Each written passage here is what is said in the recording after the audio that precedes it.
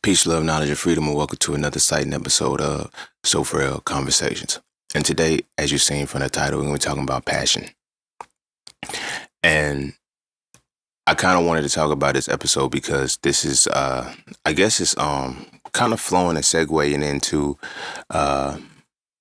what's been happening just in my own trajectory, in my own realm right now. But in general, something that I've learned is that a lot of men, especially us as black men, we lose our passion for things.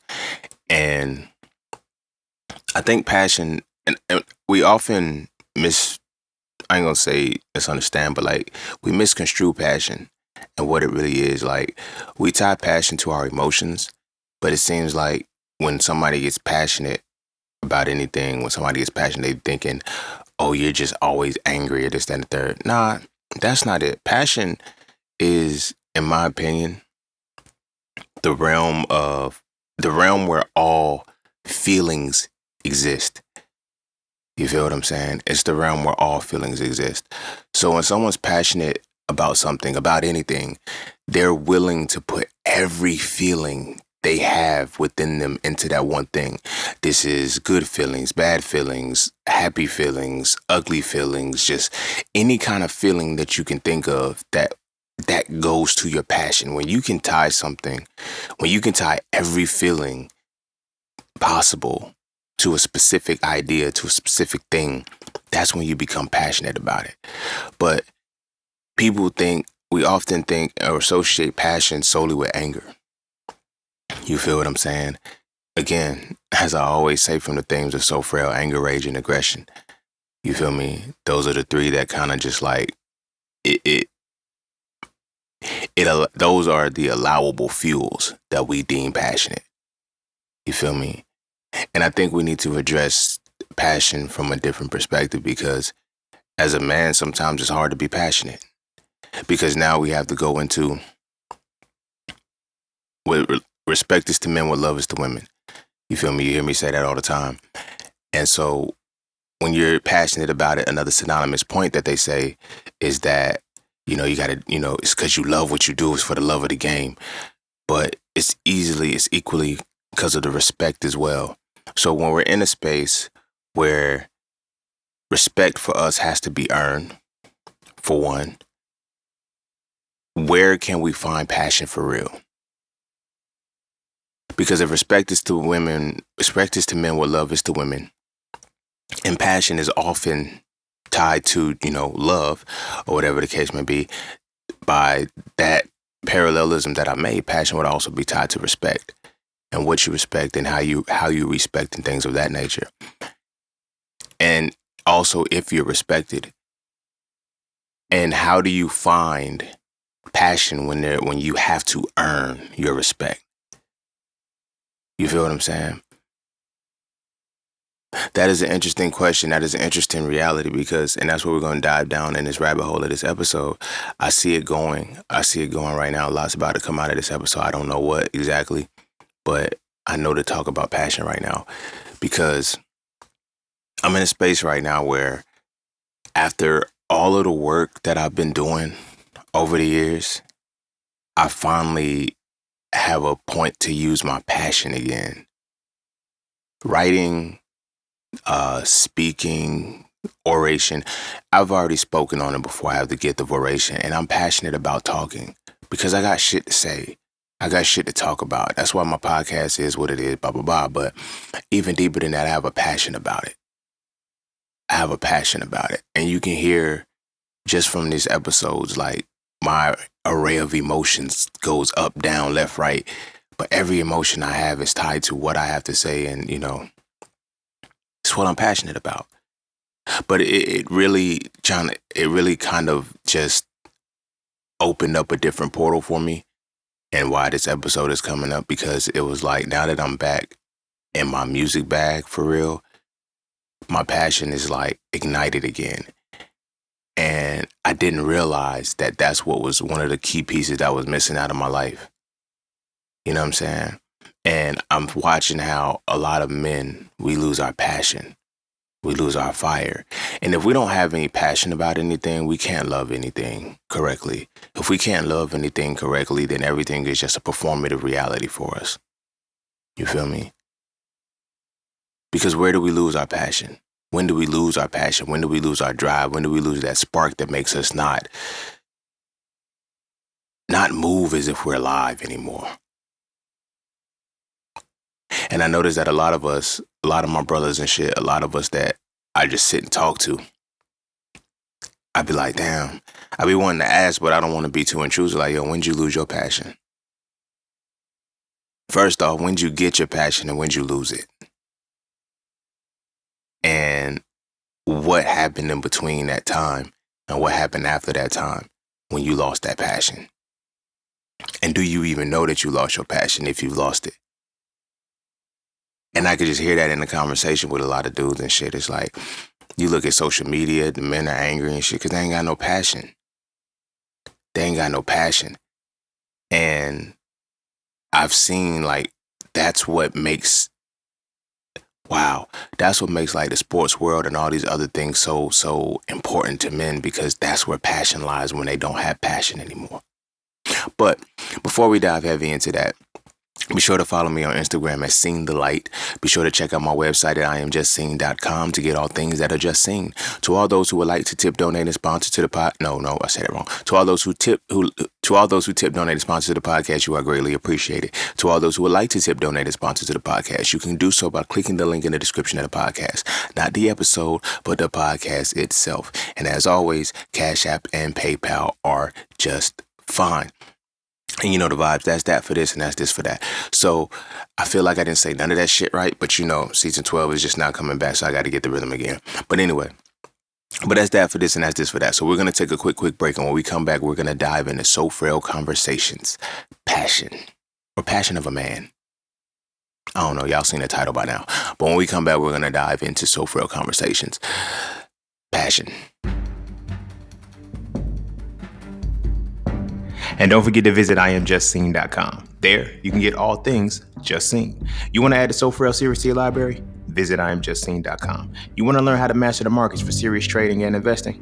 Visit IamJustSeen.com. You want to get your hands on some exclusive merch like tees, hoodies, coffee mugs, hats, bags? Visit IamJustSeen.com. Are you thinking about transitioning into the plant-based lifestyle? Visit IamJustSeen.com. You ever want to just chat with Seen about anything from simple advice to mentorship? Visit IamJustSeen.com. Anything and everything that is me, you can find at IamJustSeen.com. So take a quick peek into my world to see why being just seen is nothing less but always more. Because you never really know what you need until you see it. And you will never see it unless you visit IamJustSeen.com. All right. Welcome back, dog. But yeah, where was I at? Yeah, so passion is like when I watch how passionate some men can get about, you know, their sports teams, when I watch how passionate they get about their favorite rapper, celebrity, whatever, just the passion that you feel, you know what I'm saying? They call it dick riding sometimes. But I don't feel like, you know, glazing, as the kids are saying. Yo, I'm old now, bro. I'm saying as the kids say shit. Oh shit. But nah, when it comes to men, it's like when you lose your passion, you have to find passion in something else, or you have to find a way to attach to somebody else's passion. And it's wild because passion is tricky. Passion is tricky. I want to first like get to the core and the roots of it and shit, but passion is really tricky on how it develops and shit, because where does passion sit? You know, when I always talk about the solar plexus chakra, right? And then our body only, where the human being only operating from two emotions, which is joy and pain. Everything else is a feeling that leads to one of those two emotions, right? But it comes to a point where joy and pain have a, wow, that's what it is. Boom, down low. So joy and pain, right? You know, they sit at the solar plexus chakra, and that's where our personal identity is rooted, right? So it's like when we look at the feelings or whatever, passion sits right between joy and pain and love and hate. So if we understand from the chakra perspective, we have root plexus, sacral plexus, solar plexus, heart, uh, throat, brow, and crown, right? So when we looking at that, right, the feelings that we have, our feelings are sitting at the sacral chakra. That's where feelings are. Emotions sit at the solar plexus, and then the powers of heart of life and not life and death, love and hate sit at the heart chakra. But there's a transitionary phase in between going from the throat, from the solar plexus chakra to the heart chakra. And I feel just where I'm coming from with this, and it'll make sense as I go. That's where passion's at. You truly can't vibrate at your heart chakra energy until you have passion. Until you're actually passionate about something. Something that I used to hear when I was a kid. Something that I said even as a kid. Like when I was beefing with niggas and shit, I'm like, I hate that nigga with a passion. I would utter words, not really understanding what I was saying, but not from an esoteric level. To hate something with a passion and to love something with a passion are two different things. And I realized that when it comes to, you have to have personal identity before you can have passion. Like you literally have to know who you are and be comfortable with who you are and comfortable in everything that you are in order to truly be passionate about something. Passion is the fuel that makes us, passion is the fuel that can lead us to being relentless. Passion is the fuel that leads us into being able to use the powers of love and hate. This is why I say love is the power for betterment through correction. And I know this ain't grammatically correct, but by proxy, hate would be the power for detriment through incorrection. You dig what I'm saying? But before you can even love and hate, you have to have passion in some way, shape, or form, which means that you have to, one, be in control of your feelings, sacral energy. Then you have to be able to master the emotions, joy and pain. You feel me? Trauma and euphoria. And when you are able to move in those areas and understand those energies unbiasedly, knowing that joy is pain and pain is joy, and, you can channel them according to that's when you develop passion. That's when you really develop the passion for something. Because no feeling, no emotion, nothing can hinder or manipulate or alter anything once passion is involved. And again, this episode is now coming out because I'm looking at, as I get back into my music and I look at the kind of relentless nature that I did over the last 6, 7, 8 years as I was building my empire, so to speak, I had a passion to do so. When I look at time for me didn't exist over the last couple years. And in turn, I ended up, this is not me trying to gloat or anything, but this is just to tie passion to it. I'll get into other examples. Y'all know how I flow, man. Damn. But I was able to produce 4 books, 2 online courses, create merch and clothing, give y'all 318 episodes. We're up at this one, we're now up to 320, but 318 episodes of podcast material. And it's like, a lot of people would ask me, like, even if you were in the Iwi gang, or, I got over almost like 200, close to 200 Iwi webinars that nobody knows about because that's specifically Iwi material. You feel me? But like, as I'm examining this shit, I'm really looking at it as like, what kept me going through all of this? Because low-key, this is not a shot towards my family. It's not a shot towards my friends. I didn't really have a support system with this. And what I've learned and what I've observed is a lot of people don't have support systems when it comes to their passions.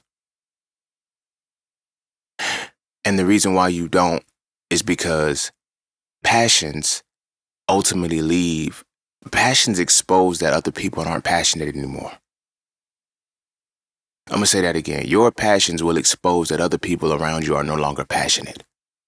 As we settle into our jobs, as we settle into our degrees, as we settle into the societal standards that makes us, quote unquote, a functioning member of society, we lose our passion. And for a motherfucker who doesn't lose their passion or does everything to regain their passion, that can call that can make people not realize or not make people want to just distance themselves from that passion. And you be thinking that they distance themselves away from you, and it's not. Like, when I started not just entrepreneurship, but like I remember before I think it was before I wrote So Frail 2 or something like that. And I had a woman on my page. She's on my new page too, but we became cool and shit, very good acquaintances or whatever. And every time I will post a video from one of my from one of my YouTube episodes when I was podcasting on that, it was, I was like, damn, man. They were like, yo, I don't get so angry. And she was just like, nah, you just passionate about what you do. And at first, because of the context in which she told me I was passionate, I just thought it was, I tied it to anger or whatever the case may be. But it's not. She was right. I'm passionate about everything else. I put 100% of me into everything. Every feeling that I have, I'm 100% passionate about. Right? I make sure to put that passion into it. And like I said, this is coming back full circle. When I was working on my music, I just dropped a jam session. At the time of this recording, I gotta stop calling them jam sessions because they're not jam sessions anymore. They're Polycafe flows. I just dropped a flow 2 days ago at the time of this recording called Sagittarius Moon. And I couldn't stop listening to it because I'm like, I realized that what was keeping me from actually doing my music, I lost the passion for it. I lost the passion for it. And I lost the passion for it when I got heartbroken. It wasn't even when I got heartbroken, when I was in a relationship with a passionless person. I didn't realize that at the time that the person was passionless. I just thought they was fucking miserable and shit like that. But when you don't have passion, when you see somebody else's passion, you don't like it. You feel me? But I would listen to how my music changed. It became dark. I didn't have my array of emotions to where I would talk about this, or I could go here, or I can go here. It's just I stayed in one pocket and it was a negative pocket because of this person. And after the heartbreak or whatever the case may be, I kind of just no longer had that love for music. And I didn't realize that it wasn't, and I was like, and in that, and this is where we're going to start getting into the real meat of the episode and shit. Like, and in that, I was like, I will always tell myself, yo, I stopped loving music, when this, that, and the third. But it was deeper than that. It trickled into every aspect of my life. Every aspect of my life. I lost passion.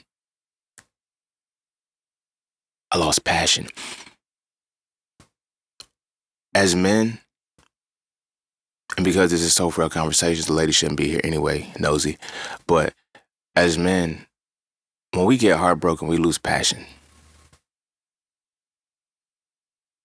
You feel me? We lose our passion. And it comes deeper because when you understand masculinity, how, we've been rocking with it for the last however many years we've been rocking. Masculinity is what? The spiritual, mental, and physical embodiment of the essence of analysis and deconstruction. When a man loses his passion, he gets emasculated. Now, people are on some shit like they think emasculation is making a motherfucker act like a woman. Nah, it's taking away his ability to analyze and deconstruct his world. Men find passion in analysis and deconstruction. I had to do a dramatic pause because we find passion. We become passionate in things when it's time to analyze and deconstruct. This has been our world forever. We get excited. We get passionate about it. They've been diluting and tainting that for a long time. Because now, when you go into the education system, I need a nation of workers, not thinkers. By default, masculinity is analysis and deconstruction. That's going to make you think. Naturally, by creation, men think before they feel, women feel before they think. But when you have passion tied to your thoughts, you can change the world. You can fix it. You fix shit. You fix problems. That's the core of it. You need passion to fix problems. Because problems aren't quick fixes. You need passion to fix problems. They strip us of our passion. So all through life, we're only allowed to be passionate about certain things. We're able to be passionate for certain things. So they teach us, hey, yeah, have a favorite basketball team, have a favorite football team, find passion in external things. You feel me? Don't find passion in who you really are and what you really do. Don't find passion in that. And then when you do find passion in that, we're going to make sure that it's not, you perceive that it's not something that you can sustain yourself with if you're passionate about it. You feel what I'm saying? So I'm saying that to go back into the heartbreak that I had, because it took my passion with it. It took my passion. And I've noticed that there's a commonality between men who were heartbroken and men who, got played, got hurt, got crushed to the core and shit. And that passion stops. When they talk about, yo, why don't men open up? I'm gonna tell you why men don't open up anymore. Because that is a level of our passion. And I was mentioning this on social media one time. I was telling women, I gave them, try to give them some game. I said, a man is only going to open up to you one time. Once. And in that one time, if he's not able to exhibit his passion, that's it. You'll never get that out of him again. Don't come and talk about, they can't come and talk about, oh, we just grew apart. No, we didn't grow apart. You killed my passion. Once my passion dies, that's it. This is like men, they say men take heartbreak worse than women or whatever the case may be. It's because it takes our passion. Because people don't understand what it takes to get women. A man who has actually successfully gotten a woman that he wants, there was a passion that he had behind her. There was a passion he had behind wanting her, behind getting her. You feel me? People look at relationships and, the courting and the dating and shit. Women ain't got to do no work. Women have to do no work. Women don't have to put their passion on the line to get a man. Men have to put their passion on the line to get women. This is why the shit be so hard when the breakups happen and relationships happen. They're like, men don't know how to take it. Because unlike women, we have to put our passion into the play in order to get a woman. This is across nature, my nigga. This ain't just me talking. You feel me? I had just made a post the other day about, it was a cardinal. It was a male cardinal and shit. He was doing a little mating dance and he flexed. Look at nature. Men do the mating rituals. They do the mating dances. They put their passion on the line for the woman. Penguins, all of them. Seahorses, all of them. Any male animal that you see in nature, any masculine component that you see in nature, it puts its passion on the line to get the woman. I don't make the rules. Nature did. I just report the motherfuckers. You feel what I'm saying? I just report the motherfuckers. They put the whole passion on the line to get the woman, and they have to be chosen. Women ain't got to do shit but say yes or no. So when they say, why do men don't know how to handle rejection? Men don't know how to handle rejection because they don't understand that it's tied to their passion. You feel what I'm saying? I'm approaching this woman. I'm chasing this woman. I'm going to this woman because now she sparks passion in me. They call it showing off and we gonna show up and no, it's mating rituals. When you really want that woman, you got to show her that you the best one. We've been doing this since we was kids. Since we was babies, since we was little boys. Yeah, I'm going to do this because I'm going to show off. I'm going to show her that I'm the man. I'm going to show her that I'm this. That's what chivalry is, my nigga. So now when women say chivalry is dead because y'all extinguished the passion that we have for women. It's a dramatic pause because y'all shouldn't be listening anyway, but my brothers know what I'm talking about. You feel what I'm saying? They want us to default the exhibition of our passion, but they don't want to acknowledge our passion. Use your passion when it comes to treating me good. Use your passion when it comes to making me feel all right. But don't use your passion for you. Don't use your passion for you. And this is something that I've learned.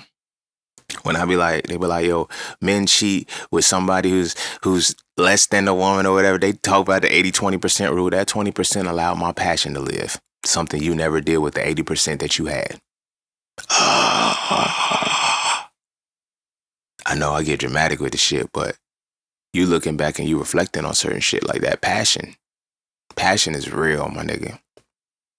Passion is real. When you get acknowledged for being great at something that you know you love, that passion sparks. Women who I've been in spaces where I've dealt with women who, I've dealt with two different types of women. And I got to use my music because that's the number one thing I'm passionate about. But I've dealt with women who, on one aspect, I would share my music with them or share, and I can feel that they're not happy for what I just did. They don't give a fuck about what I just did. They'll compliment you, but you can feel a real compliment. You can feel the excitement. And when you share shit that you're very excited about, you want people to be just as excited as you, and they can't. Some people can't because they don't have passion in themselves. You feel what I'm saying? So like, I would share my music with someone and they'd be like, damn. I would get like, oh, that's what's up. But then I would get other times when it's just like, yo, when you drop it some more, I can't wait for this, that, and the third. And it's like, you start to gravitate where your passion is. So now when I always talk about cheating, I'm like, you only cheat when you're losing. Now we're going to add the next phase of that. You only cheat when you're losing your passion. I know. Why are men dogs? Why do men cheat all the time? Because women can't give us passion anymore.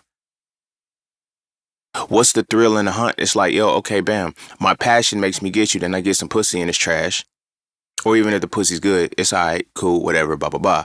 But now we go into a space where you always nagging, you always complaining, you're always killing my motherfucking passion, but expecting me to always make you happy.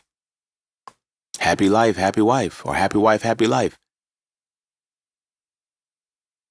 But what happens when you kill a man's passion? This is why I always say, women aren't submissive. I know it's like, how you jump to that? Because just shut the fuck up and listen. But women aren't submissive. Women need to be unleashed, and they're only unleashed by the passion of a man. I don't make shit up, bro. Again, let's go back to nature. The women choose the what? Passionate man who's doing the mating ritual, who's doing the actual dance that gets her attention. Because it allows her to be to open up into her creative expression. You feel what I'm saying? We lost that. So the passion of a man unleashes a woman and unlocks a woman, or whatever the case may be. But now when you're too passionate for a woman who's not passionate enough for herself to even drive, because now respect is to men what love is to women. You feel me? A man uses his passion to gain respect. The woman uses her passion to gain love. Now the whole concept of love is fucked up because they think love is lust. You feel me? Oh, I like a passionate man, I want a passionate night, and it's always rooted to sex. Why can't you be passionate with your own shit and create something? This is how women ended up nurturing and sustaining, while men protect and provide. You're only going to protect and provide what you feel passionate about. You don't believe me? Let a motherfucker say LeBron. You just watched. I'm so glad I did not get engaged into the Drake and Kendrick beef. I didn't have a podcast running, Ben, because I can use a lot of that material for here. A lot of these motherfuckers were passionate about their favorite rappers. Drake fans, stans, whatever the fuck y'all calling these niggas these days. These niggas got a passion for Drake that is unreal. These niggas is passionate. Drake got washed. He got his ass whooped from Euphoria to the Super Bowl. Nigga, he got faded. He got washed. But his fans still the passion won't let it go. They have a passion for Drake that they do not have for themselves. There's Kendrick fans like that too. But it's worse with the Drake fans. Like, you can't say shit. It needs he's still the most streaming. Okay, nigga, he been like, you don't just lose your numbers. Now he is, though, because of that lawsuit and shit. But it's Drake. They have a passion for Drake. When a football team wins their Super Bowl, they have a passion for that. Destroy the whole city. It's a passion. It's a passion that they don't have in themselves. You feel me? It's a passion that they don't have in themselves. And it's a passion that really fucks up the reality, because it's like when you're not passionate yourself, you don't have that, and you can't tap into ambition. You can't develop the goals. You have a defeated mentality when you lack passion. As somebody who's very active in spirituality and spiritual practices and shit, understanding the chakras is very powerful. I put this in the tree of life, but I didn't put this part in the tree of life when I was talking about, the seven Aritu, the chakras and shit, where it's like the transitionary phase between solar plexus and heart chakra. There's power. There's power in that, because you have to go from understanding joy and pain to getting into hate and love, which is the powers. But like I said, I always said the heart chakra is that transitional phase between the 3D and the 4 and the 5D, that 4D space. But you need passion to push through. You need passion to push through. A lot of us lack passion, and it's not that we lack passion because we just don't have it, but we're programmed to be passionate. We're programmed to not have passion. Our spirits get broken at such a young age. At such a young age. And if your spirit is ever broken in condition to love, you become a monster, bro. When I talk about my second retirement of my jersey, I was heartbroken, but I was still passionate. So what did that make me? Monster. I remember, man, I was laying in the pit with this woman, bro. Like, I had met her. Oh shit, it's not funny because I feel bad like that I did her like this, but I didn't do her wrong, because I told her the truth. I said, nah, I'm hurting bad. You can't fix me. Don't try. And she came. It was when I was in college. She spent the night in my room, or whatever the case may be, and she was like, she said, are you gonna toot and boot me? I said, are you gonna toot and boot me? And she was like, no. And I was like, all right then. And I had sex with her that night. Now, mind you, I think I had known her for about a week. And then she came and visited me. And my passion is insane. I'm not just, this is one of the things that I don't tell y'all, that I never told y'all, that I'm telling y'all now. The reason what made me the ladies' man, what made me have that je ne sais quoi, is I've always had passion. My passion never died as a kid. My passion never died. I'm going to tell you when this shit died a little bit, but my passion for the most part never died. And that's always been a fuel for me. That's always been what made women, like, they'll call it, oh, he got charisma, he got this, that, and the third. None of that shit matters without passion. So in this particular phase, I'm heartbroken, but I still got passion. So where does my passion transition to? It's not love. It's not improvement. It's destruction, nigga. It's hate. I'm incorrect in everything, and I'm being detrimental like a motherfucker. So I hit shorty and shit, and then it was time for her to leave to go back to her campus, and she was trying to kiss me, and I was like, no, stop. What? We don't go together. I told you, this is not gonna go. I'm not looking for that. I'm hurting right now. Don't do this. And my passion made me that monster. It don't go nowhere. Like, women be like, why do men, you get hurt one time and you becoming that? No, I still got the passion. My spirit ain't 100% been broken yet, but I still got that passion. And now I'm channeling that passion into something different. I'm channeling my passion into something totally different. And what I'm channeling my passion into, you don't want to be a part of. You don't want to be a part of, because now my core is broken. My core is broken. And I've listened to a lot of my brothers talk. That's the common thing. I ain't got no passion. I ain't got no motherfucking passion. But they're not saying I don't have passion, because I just happen to be fortunate enough to be able to articulate everything that I say. When I would listen to my big sister when she used to talk to the kids when, she was babysitting them, or even her child, like, when they start, she'd be like, use your words. I don't know if she used to say this shit to me as a kid. I don't know if my mama used to say this to me. I just know that I've always been one who can articulate what I'm feeling very well. You feel me? And so when I know something, I can put the right words to it. I know that it's passion. It's passion. And some of us is like, why can't I break through that wall? Why can't I push this? Because a lot of us don't have the passion to go to the next level. You feel me? I knew for a fact that I would take off and I would go where I needed to go once I got back into music because my passion would come back. It was always like I never wanted, and that was one of the things that makes it hard to love again. It made it hard to love again in the beginning because it's like, yo, I don't want you to take my passion again. That shit's hard to get back. When a motherfucker breaks you to your core, when they break you all the way down to your core and your passion dies, my nigga, it's hard to get back with anything. Like people be like, yo, why is this, man? It's sometimes it's like everything that you think of, depression, all of these different negative traits that develop, a lot of them are rooted in being passionless. You feel me? This is why women always, I want a compassionate man. I want a man who has some passion. Give me that fire. We need to do spontaneous shit. If my passion is dead, I don't give a fuck how much you want me. If you can't reignite my passion, it ain't gonna do shit. They be thinking that we jaded and we hard to love. Nah, we just ain't found no passion. This is why. After so long, you want to just let me watch football. Let me watch basketball. Let me go play my game. Let me go do this shit. Let me go do something that I have passion about. These pranks that are so fucked up that these women are erasing these men's my careers and shit on they 2K, they Maddens and shit. And they like, it's just a game. Nobody gives a fuck about the passion of a man. This is something that I found passion in. This is something that my passion lives in. And you completely deleted my shit.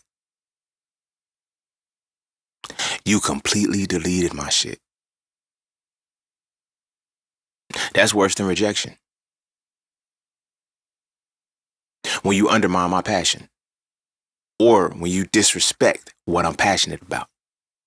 Because respect is to men what love is to women. You feel me?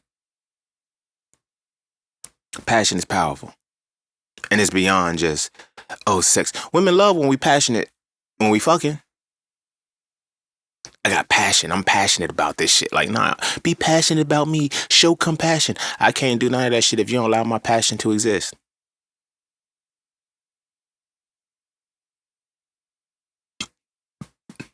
They turn us into nonchalant people.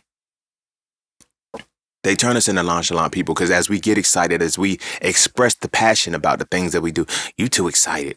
You too this. You feel me? Social media is trash, bro. I feel bad for the young people, bro. Because the dudes and shit, the women that say if a man gets overly excited, something's wrong with him. He's this, he's that, he's that. Like, they tell you every day you can't exhibit passion because they don't know what passion is. Passion is when there's a specific thing that I can put all my emotions into at one time. For me, my passion comes from writing. My passion is writing. I ain't even gonna say writing.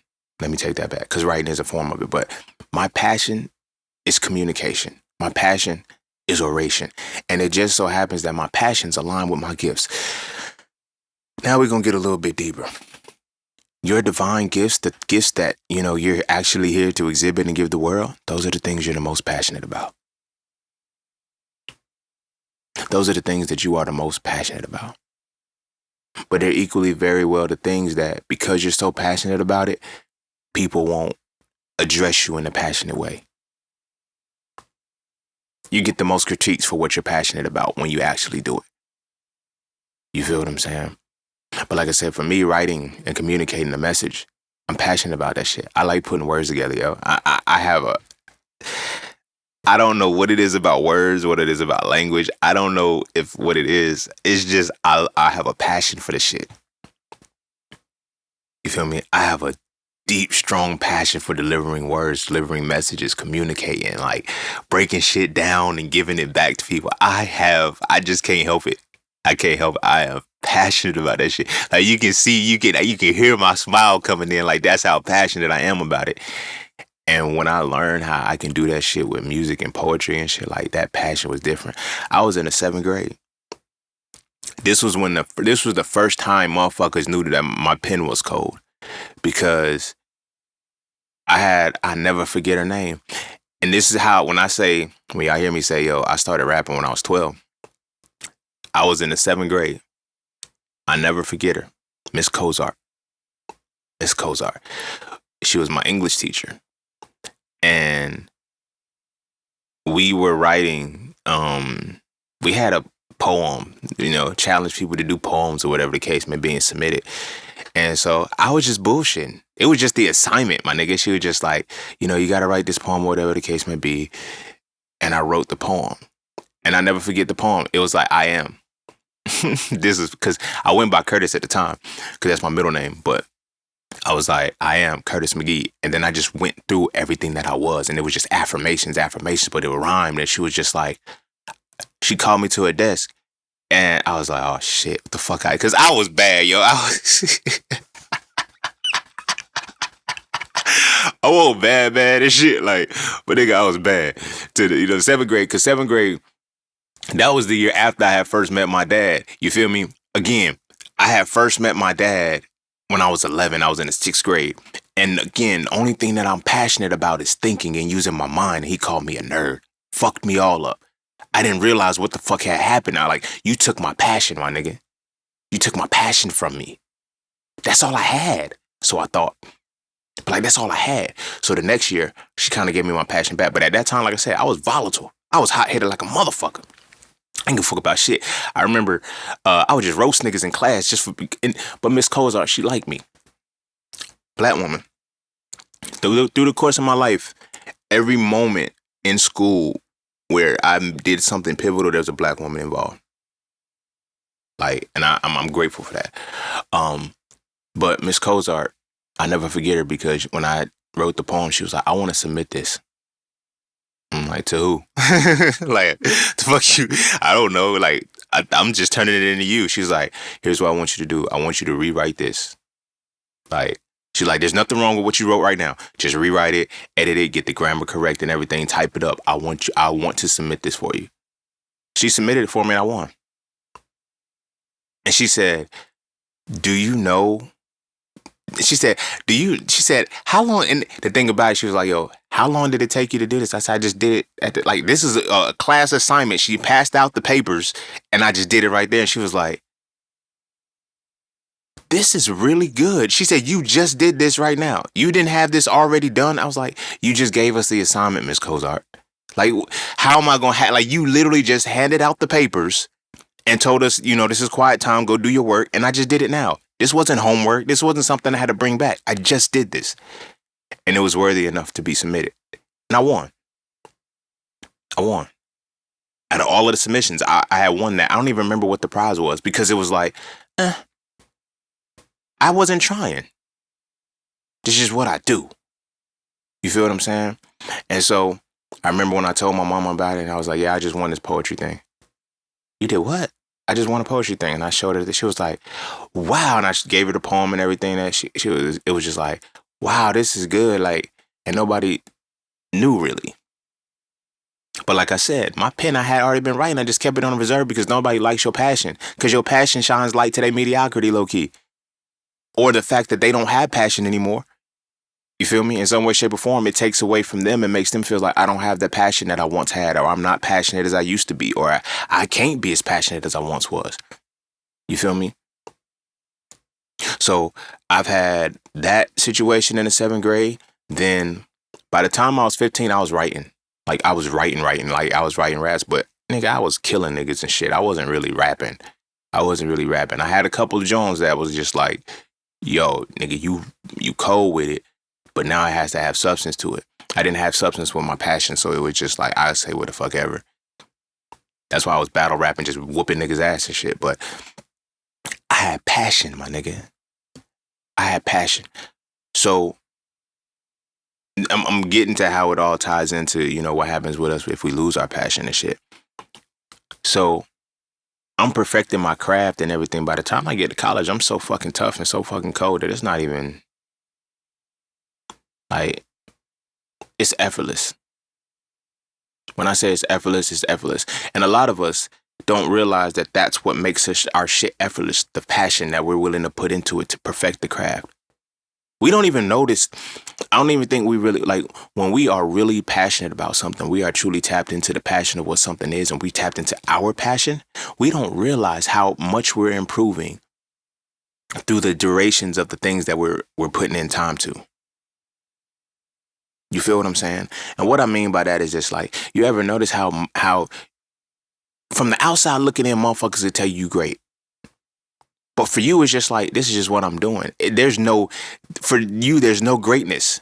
There's no levels to this shit. Like, I'm getting better. I'm getting better. It's just like, I'm putting passion into this shit. And as I'm putting passion into this shit, it's just like, ooh, that shit was fun. That shit was this, and that, and the third. Because your passion is there. You can get lost and consumed for hours in what you're passionate about. You feel me? So the reason why I'm saying is because it's like, when I first got into my first serious relationship, right? I'm leading with passion. I'm leading with passion with a person who has no passion. Because my passion was all I had left. After, you know, if you heard the 200 episode, go back and listen to it. I highly recommend it. But after getting out of that situation, after, you know, overcoming that and everything like that, the only thing I had was my passion.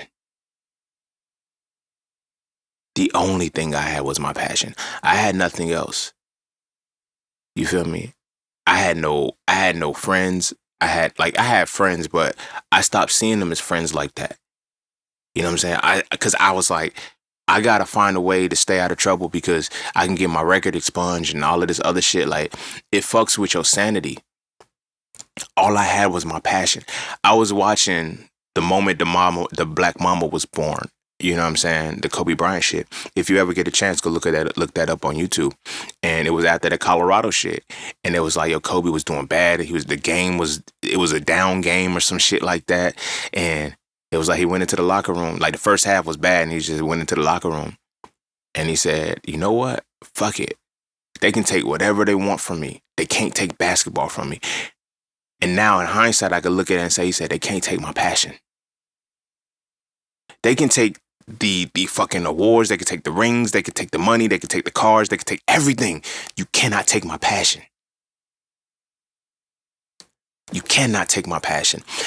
And I'm likening that to that point where it's like, in that moment, when I was going through what I was going through, it was like, you can't take my passion.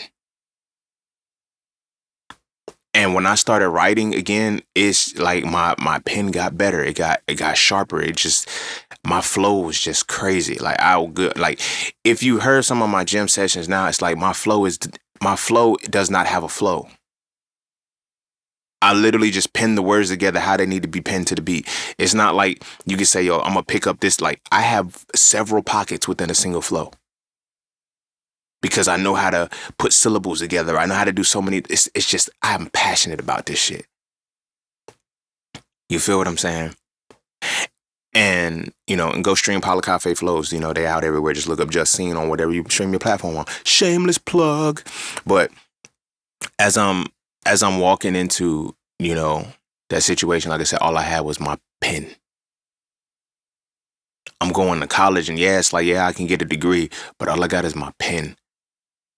Yeah, I'm going into college and I'm like, all of these things don't matter. The only thing that matters is my passion, because that's the only thing keeping me going. I would go to class, I would write. I would go to class, I would come back and write. I would go to class, I would go chill, smoke my weed, do whatever the case, but every day I was coming back and writing. I remember just from high school alone, I would literally write 3,200 bars a day. By the time I went to school to the time I came home. And by the time I came home, I had something ready to record. Like, that's how just fluid it was. Now, 3,200 bars ain't hard. It ain't a lot. It ain't a lot. Like, I know motherfuckers is like, you know, it's not a lot when that's your passion. It's just an exercise. Like, that's what I do. Like, 30 bars is fucking simple. Like, I can easily run through a 3-minute song. You know what I'm saying? You give me a beat and I can easily write something for the whole duration of the beat. It's just what it is with me. Like, that's my passion, bro. That's been what I was passionate about. So like I said, that's all I had. So the girlfriend that I ended up getting with, I let her into my passion because I was passionate about her. I became passionate about her. And I was like, I used to always say when we broke up, and I stopped loving her, I stopped loving everything. She took my passion with her when I left. When we split, she took my passion with her. My passion was what made me Mr. Honors Hall. My passion was what got me Distinguished Leadership of the Year award 2 times back to back, and only being the only one. When you're distinguished, you're set apart. There was only one person giving those awards that year, those 2 years. I could have got it the third year, I didn't get it. So 2 out of the 3 years, I didn't get. No, 2 out of the 3 years, I got Distinguished Leadership of the Year award because of my passion. Because of my passion. People that don't have passion hate your passion.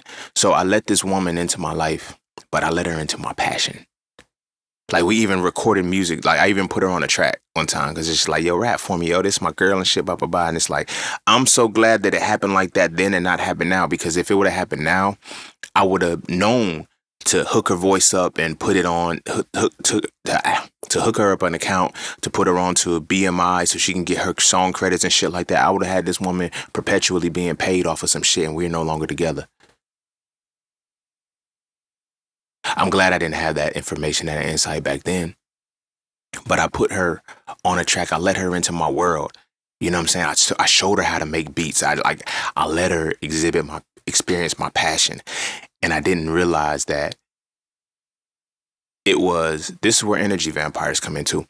But I didn't realize that she needed my passion to fuel her. She needed my passion because she lived in a space where she didn't have it. Let me not say that. She did have passion. Her only passion was cheerleading. Once cheerleading was gone, she didn't have that anymore. And that's what ultimately led her to cheat, because that's her next passion was promiscuity. She needed to be touched, and she needed to be loved, and she needed to be all these things.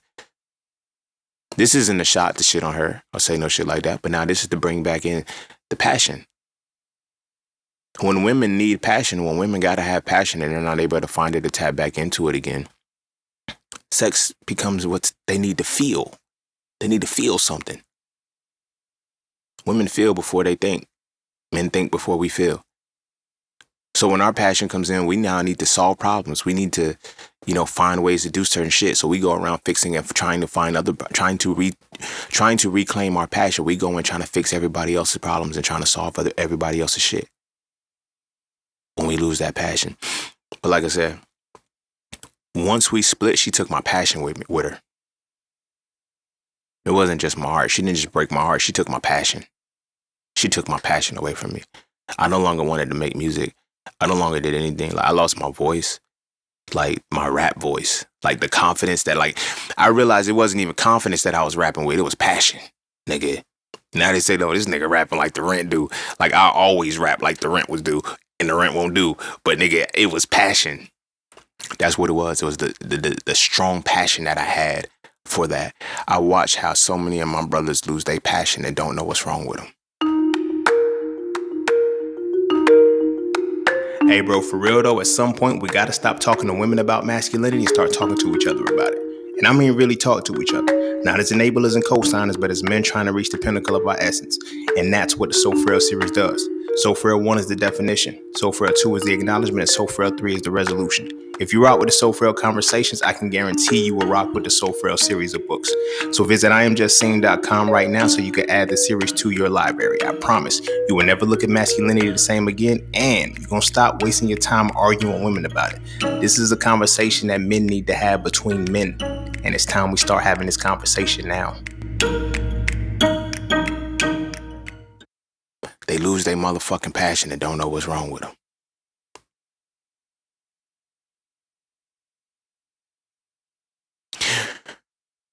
The moments when I was suicidal, I can put a one-to-one connection to this. The moments when I was suicidal, my passion was gone. I couldn't even find my passion. I couldn't even use my passion in those moments.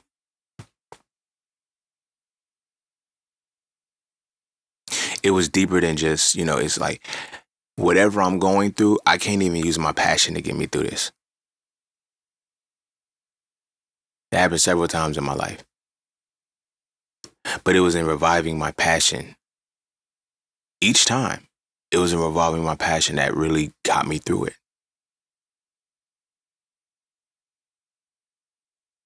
When I realized how my first page got built, I just had a passion for sharing words. I had a passion for sharing thoughts. I got a passion for the shit. Like they call me the caption king because I like fucking delivering messages and giving words. And this is what they mean when they say, the moment you try to do what you love and start getting paid for it, you forget that shit. And you only forget it. I'm gonna tell you when you forget it. When you focus on having to make money off of it. When you finally make a system in play and you can get back to putting the passion into it, you can just attach everything to the passion. You feel me? But in building my first page, it was passion there. That's why it's like, yo, how you post so much? How do you always on? Cause nigga, it's a passion. I can't help it. This shit just comes. I'm passionate about this shit. But then the moment you lose that passion, that was one of the things that happened when the old page got shut down. Instagram took my fucking passion, bitch. Like, they took my fucking passion away from me, bro. Like, nigga, I was like, yo, I worked hard. And that's one of the things that really gets us. Like, when we work hard and we put our passion into that shit's painful to lose. That shit's painful as fuck to lose, bro. It ain't gonna work. I know I could do this shit again. I know I could build this shit back, but my passion was in it. My passion was in it. This entire thing that I built was built through my passion. It wasn't like no fucking Legos. I was bored and I just stacked some shit. Fuck that. If that shit's good, like, my passion was in it. I was watching this video where this dude had stacked up either some cups or some cards. I want to say it was cards. And his girl just walked in the front door and just knocked the whole thing down. And he said, that's it, I'm done. I'm done with you. I'm breaking up with you right now. And it was like, are you serious? It's just like, women don't understand. Because our passions, the expressions of our passions are different. That man used his masculinity through his passion. Your masculinity, like I said, this is why I always say masculinity is the predisposition for men. Your passion is always going to be connected to analysis and deconstruction. I don't give a fuck how much social media try to say this shit's a social construct and masculinity ain't this. The things that you passionate about, I can put money on it. You get tied to analysis and deconstruction in some way, shape, or form. And I'm going to use the card example. You feel what I'm saying? Because the analysis and deconstruction of breaking that shit down and then reconstructing and building up what he did, there was a whole schematic that he had to create within his mind in order to build this. You feel me? You don't just build from nothing. You have to build from something, and what you build something from is your analysis, is what you have analyzed and deconstructed. You feel what I'm saying? Everything that a man is passionate about, everything is going to tie to masculinity. Now, don't get me wrong. We do have femininity in us too. That gives us the synthesis and construction, but our predisposition is masculinity. When we get ideas and we fuel them with passion, we create whatever the fuck we want to create, which is why they made sure that they don't want a nation of workers, a nation of thinkers. They want a nation of workers so they control the education. They control how we analyze and deconstruct. The attack is always going to be on men, because when men get passion, when men tie their passion to their problems, they fix them.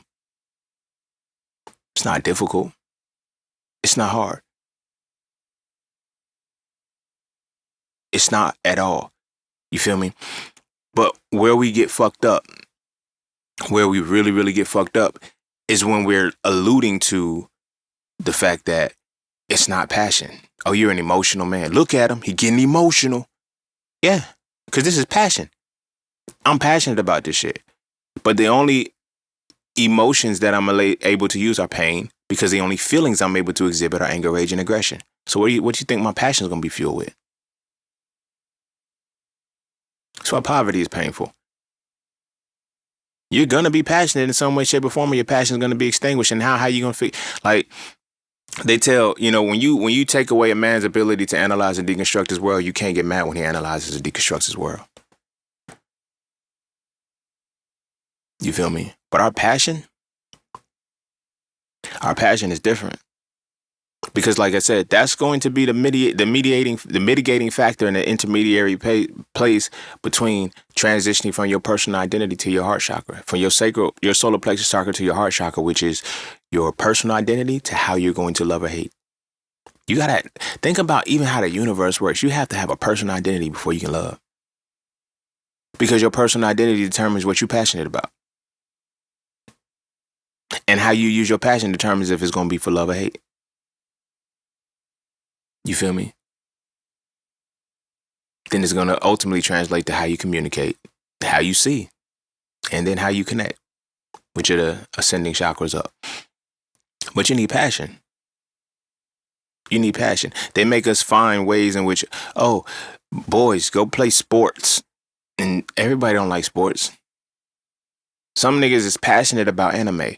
Some niggas are passionate about art. Some niggas are passionate about whatever the fuck they passionate about. But if you tell somebody, yo, this ain't real, give it like, I remember she didn't do this on purpose because she didn't know she was doing it. She didn't even know I was a rapper. My mama used to always say, I remember I was like 11 or 12. She used to always say, like, because this is a conversation. Everybody busted out laughing, but they didn't know what was happening. I was like 12, 11 or 12, maybe 12. But we was watching something. And no. The conversation was about me going to be a doctor and shit like that. I was never passionate about it. I never had passion about being a doctor. I'm just intelligent. It was simple. Like, learning information is not hard for me. Using my mind has never been hard. So it's like, but I never really had, like, I've had passion to use my mind, but it doesn't matter what I'm using my mind with. But it was always, yo, you could be a doctor, but my mom used to always say, you're going to have to cut your hair off because it's not professional. Because I had braids. Like, it's not going to be professional. You're going to have to cut it off. You're going to have to cut it off. You're going to have to cut it off. And I said, you know what? Fuck it. I'll never forget it. We were just sitting down. I said, you know what? I'm going to be a rapper. Everybody just started laughing. My thing was, if I can't be who I want to be, if you're not going to let me do what I want to do, if I have to be controlled, I don't want to do it. I'm just going to do what I'm passionate about. Again, at that time, I don't know if that poem had dropped or whatever the case may be, but it was like the signs were there. The signs were there. Every English teacher I've ever had has always told me, you're a writer. You're a writer. Now, in that, it's just like, I like to rhyme. But sometimes if you even hear me, it's like, even when I'm rhyming, it's still some, nigga, this ain't just rap. Like, you're literally telling a story. It just so happens that you piece the right words together to make this shit rhyme. But nigga, who does that? You feel me? Case in point. Go listen to my latest gym session, my latest Pala Cafe Flow, Sagittarius Moon. Like, this is the bar sequence. It's gonna rhyme, but it doesn't sound like it should rhyme.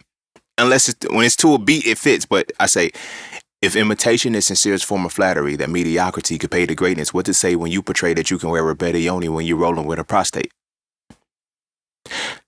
That's just a regular couple sentences.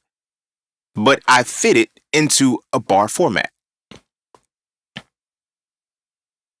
Like, that's how my passion works. You feel what I'm saying? But I've always been a writer. Writing, so like when I wrote So Frail 1, niggas was like, yo, how long did it take you to write your book? A month? I'm not trying to flex. I'm not trying to brag. And this is the thing. When you start exhibiting your passion for real, niggas be trying to hate because they be like, oh, yo, I'm not bragging, nigga. I'm passionate and I'm that good. Like, I don't have to fake the funk. Like, everybody that I know is like, yo, what's your writing schedule? How do you plan to see? You're not writing a book because it's a part of your passion. You're writing a book because you either want a bag or you think like, no, nigga, I'm passionate. Like, this is a part of my writing is my passion. Take everything away from me and give me a pad and a pen and I'm good for life. I can write forever. You know what I'm saying? I will write forever. That's like, that will forever sustain me. Like, that's my passion, writing shit out. You feel what I'm saying? But like when I wrote my first book, So Frail, it was like, oh, how long did it take you? A month? It took you a month to write? Yeah, I knew what I wanted to write and I wrote it. Fuck, like that wasn't it wasn't difficult.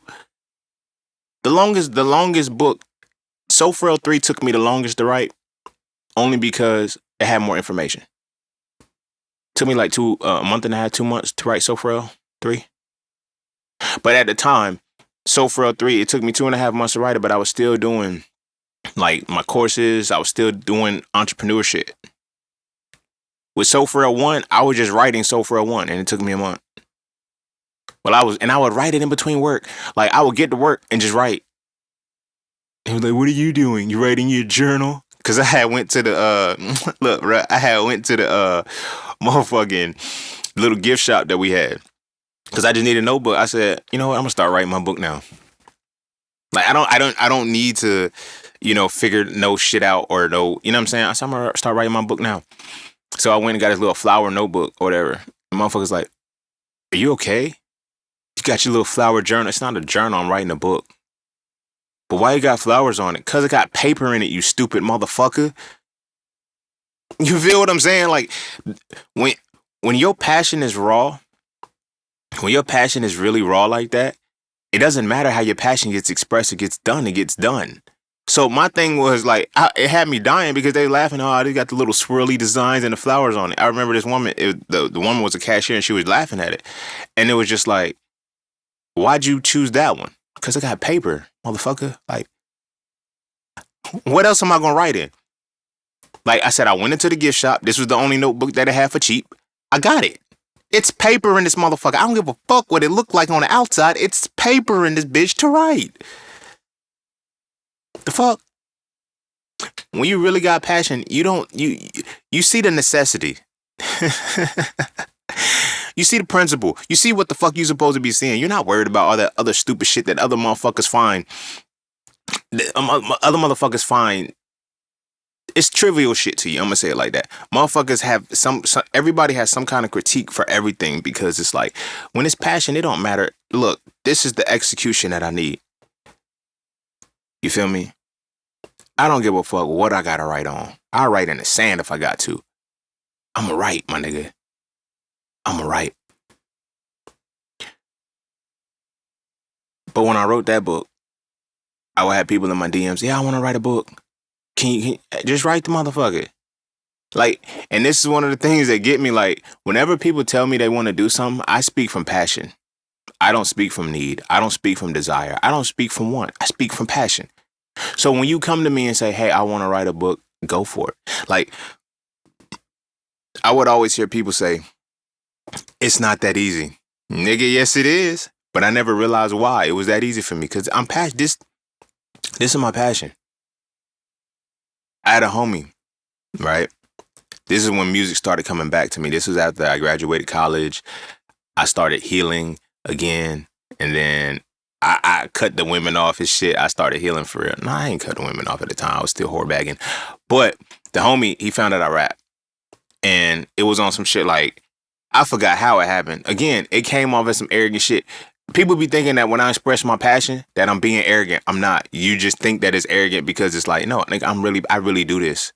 So we was talking about something. And I said, man, these niggas trash, bro. I rap better than damn near everybody on the planet. And at the time, I was just joking. Like what I said, but I was serious. Like, I really do rap better than a lot of the motherfuckers on this planet. But he was like, nigga, let me hear something. So I spit something. He was like, dog, you can really rap. You thought it was bullshit, nigga? Like, I remember the flow. The flow was it was one that I did to the beat. It was I Get It In by Omarion, Gucci Mane, and Lil Wayne, right? And so the song says, so I came out, I get it in like penetration, heavy flow, no ministration, big digits, my notation, scientific occupation, acupuncture needles. I'm on point like Oriental, started off exceptional because I skipped the fundamentals. I'm gonna stop there, but because I can keep going. But he was like, I did the whole flow for him. He was like, dog, you can really rap, bro. I said, I know, I told you I could really rap. He's like, nah, because like a lot of times when you hear motherfuckers say I can rap, nigga, they can't rap. No, I can really rap. I don't know why y'all don't be believing people when they say they can do something. Not only am I passionate about the shit, but I have the skill set too. There's people that are passionate about some shit that they don't have the skill set for. Now, this is not to say that they can't develop the skill set. Because like I said, I had been writing I had been writing lyrically. Like I've been writing all my life. Like when I used to do, man, black woman. My second grade teacher made us write a book report every week. Like we had to have a book report due every fucking week on Wednesday for the whole year. So that means not only did I have to read a book, but I also had to write about this book. Like this is like, I had to do this shit every fucking week. It was due. So it's like, and then mind you, I was in the second grade. By third grade, I was reading at a college level, so I don't even know what level I was reading at a second grade. So the books that I had to read, they were just, nigga, I would knock these bitches out. Like, what? I remember I read a book on Denmark Vesey. I remember, like,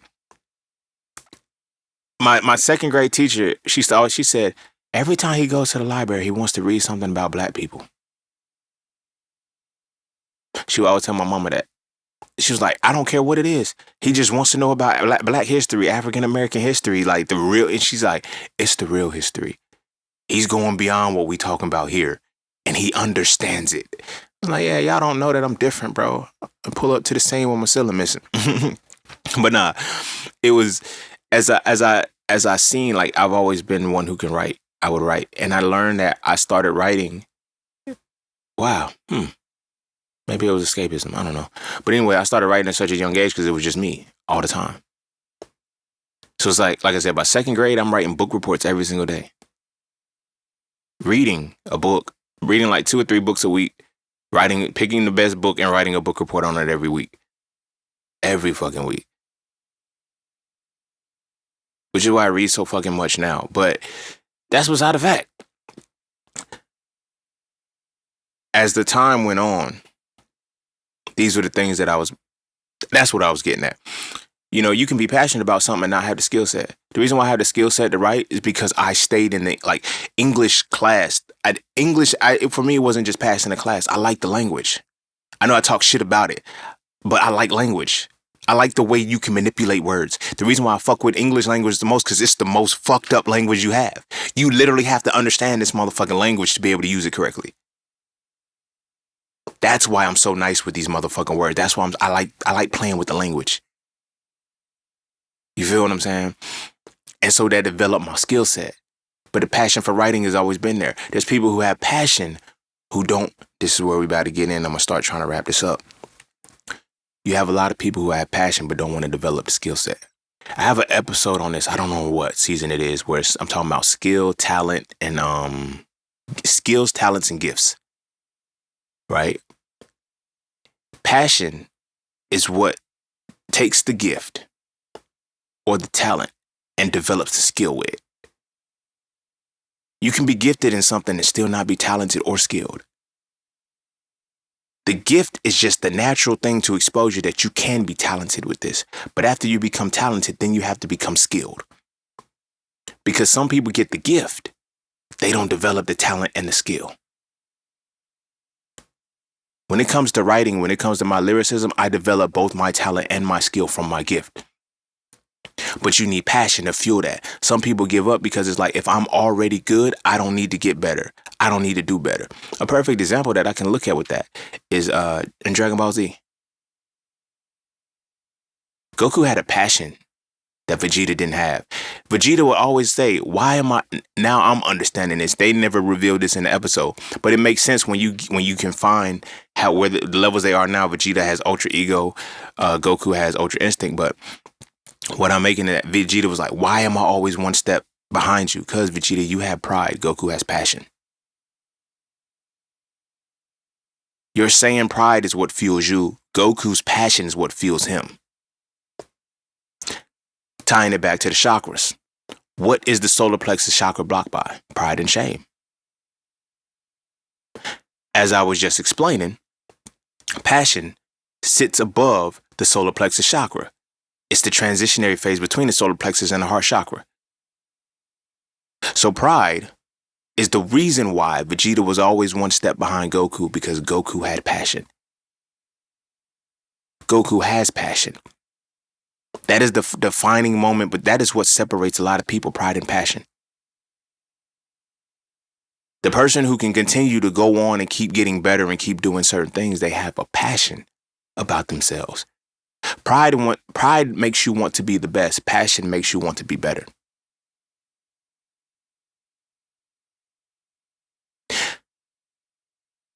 This is one of the reasons why, through the conversations, I'm always going to say Kobe's the best.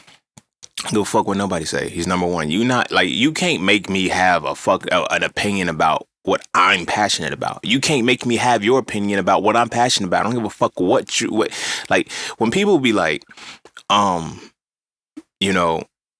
who's your, like, you can't tell me who my favorite is.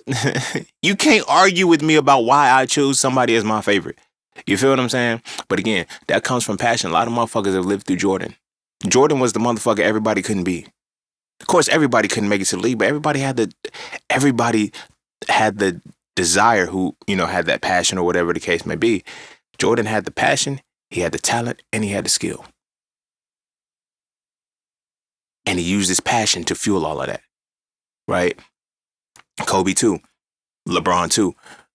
But even on a different level, people would try to tell you, you know, nah, you can't say he's the best because no, you can't. Bitch, I can say whatever the fuck I want to say. You feel me? Because a lot of people wants to live vicariously through another motherfucker's success. And so that passion that they can't have, they find and they attach to another person's passion. So nobody will ever let Jordan not be the best basketball player ever. Because the passion that Jordan gave the game is the passion that everybody wanted to give the game. That's why the whole 6 rings is passion there. Jordan would never let it go to game 7 because of the passion that he had. You feel me? Because of the passion. That's what people are tapping into and what they try to live through. The passion of another motherfucker. You feel me? Like when people ask me like, yo, who's your top 5? They expect me to say Biggie, Pac, Nas, Jay. Like, You want to know who my top 5 rappers are? My top 5 are Wale, and this is in no particular order. It's Wale, Andre 3000, Bizzy Bone, Kendrick Lamar, and Tupac. Those are my top 5. Niggas like, everybody ain't even platinums. Y'all looking at numbers. I, as a motherfucking lyricist, I, as a motherfucking writer, those are my top 5. Pac is my top 5 because of the passion. Pac, I take the passion that Pac has. Because when he gives and delivers the message, it's different. You know, Pac and Kendrick, that they shape the passion that I have. You know, when I give my message, right? As far as lyricism go, Wale and Andre 3000 got the lyricism on smash. Like there's like, people sleep on Wale, bro. Like Wale is cold. You feel me? I say Pac, Kendrick, and Bizzy Bone. A lot of people, when I say Bizzy Bone, it'd be funny because motherfuckers be like, how you put Bizzy Bone in your top 5? Have you heard Bizzy Bone's flow? I don't give a fuck what nobody say. Can't nobody argue me this. You can say it's Rakim, you can say it's whoever. Bizzy Bone has the illest flow in hip hop, period. Illest flow. Nobody flows better than Bizzy Bone. I don't care. Like, he's the only one. He's the reason why when I flow in pockets like I flow, I learn to put certain words, because certain words don't fit into the flow. Twista is an example of that. Twista raps fast, but he doesn't flow fast. You feel what I'm saying? There's a difference. I flow fast, and I got that from like Bizzy Bone. 100% Bizzy Bone. That's my top 5. Now, when you ask everybody else what their top 5 is, well, when you look at record sales, when you look at I don't give a fuck about none of that. You want to know who my top 5 favorite rappers are? My top 5 favorite motherfuckers who exhibit rhythm and poetry. My top 5 favorite motherfuckers, that's what rap is, rhythm and poetry. My top 5 favorite motherfuckers who take their pen and write some shit with it. I don't give a fuck about the numbers. I don't give a fuck about what they sold or how they did. I give a fuck about what they do with their pen. You feel me? What they do with their pen. And it's phenomenal. It's phenomenal. And if you actually listen to my music, you'll hear all 5 of those people. That's what makes me wonder about a lot of people who say they're really into music and shit. You like, well, who's your top 5? And they'll tell you who their top 5 is. And if you listen to them rap, they don't sound like their top 5. Like, that's just how I feel. If y'all are really going to be if we look at basketball and we ask somebody who's your favorite basketball players or whatever the case may be, they be like, yo, who would you consider your favorite basketball players? You will see that player emulate those people on the court, all matched up in one. You feel what I'm saying? And it's not on no copy shit. It's just that's where the influence comes in. You feel what I'm saying? So when I tell people like you can hear Andre 3000 when I rap. You can hear Bizzy Bone when I rap. You can hear Tupac when I rap. You can hear Kendrick Lamar when I rap. You can hear Wale when I rap. And it's like, well, Wale and Kendrick are still new. They not, and when new motherfuckers come in, the old motherfuckers get knocked off. And I ain't really had no old motherfuckers on the shit. It's just like that. Those spots were empty. Bizzy Bone was my favorite rapper for a long time. Tupac was my favorite rapper for a long time. You feel me? Andre 3000. Andre 3000 became my favorite rapper when I moved to North Carolina, because that's when I started hearing Southern music. You feel me? And when I was listening to him on Speaker Box and The Love Below. You feel me? Motherfucker can rap. Now I get it. Well, you're not a true Outkast fan because you're not talking about Southern playlistic. Y'all missed the point, bro. It doesn't matter when the motherfucker hit. That's when it hit. I started rapping when I was 12. Speaker Box came out when I was 13 or 14, and that's when it was. Oh shit! This he's nice, bro. And it's not like he uses big words too. And he's okay with this shit. Did y'all hear what he did on the Killer Mike shit, the scientist shit? Dog. Did y'all hear what he did on Erykah Badu's hello, hello, hey, hello, hello? Did y'all hear what he did on that? I don't give a fuck about the numbers, my nigga. I don't give a fuck about the record sales. I don't give a fuck about none of that shit. I give a fuck about the pen. Niggas want me to put Lil Wayne in. No, I can't. Lil Wayne is not top anything in my book. Now, he's a phenomenal rapper. He can put words together, but it's like it's no depth or complexity to what he's talking about. What he did on Mona Lisa, fire. Fire. What he did with the dedication mixtapes, fire. But none of this shit is really timeless. And it takes a true lyricist to do that. Wale's album About Nothing, I became a fan of Wale on For Real with Genius. But all of these things, I know because I don't want to stay in that pocket, but all of that shit comes from the passion. These people are all passionate about what they do. And when they were doing it, they put their passions into it. And their passion elevated their gift to their talent, to their skill set. And their skill set can't be touched. You feel me? Wale should have been in the big three. I don't give a fuck what nobody say. It should never have been Kendrick, Cole, and Drake. It should have been Kendrick, Cole, and Wale. Straight like that. Straight like that. But because of, numbers.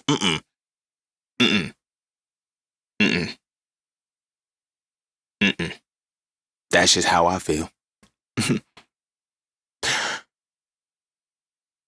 But when you wanted to be able to do something, but you couldn't because you may have had the passion, but you didn't want the talent. You didn't have the gift, or you didn't have the talent or the skill. Now you have to live vicariously through somebody. So now everybody's opinion is, everybody want to rap. Everybody want to play basketball. Everybody want to play football, but everybody can't. Everybody has the passion to do whatever they want to do. But when your passion becomes stripped away from you, or when your passion is broken, or when your spirit is broken and you don't have that passion any motherfucking more, what are you going to do?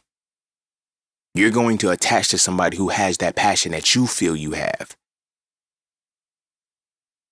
You feel me? Back to the Drake and Kendrick shit.